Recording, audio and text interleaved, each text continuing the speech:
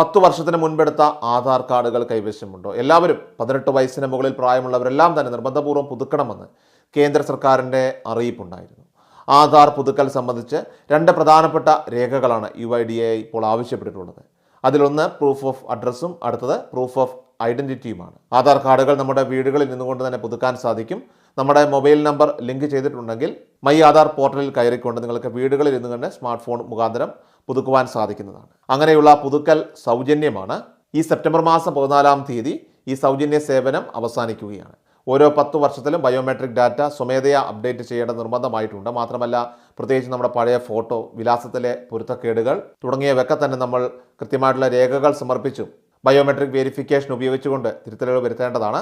എല്ലാവരും തന്നെ ഇക്കാര്യങ്ങൾ ശ്രദ്ധിക്കുക. വളരെ പ്രധാനപ്പെട്ട ഒരു അറിയിപ്പാണത്. എല്ലാവരിലേക്കും ഷെയർ ചെയ്യുക. വാർത്തകൾക്കും അറിയിപ്പുകൾക്കുമായിട്ട് ചാനൽ സബ്സ്ക്രൈബ് ചെയ്യുക, ഫോളോ ചെയ്യുക. Please subscribe our channel.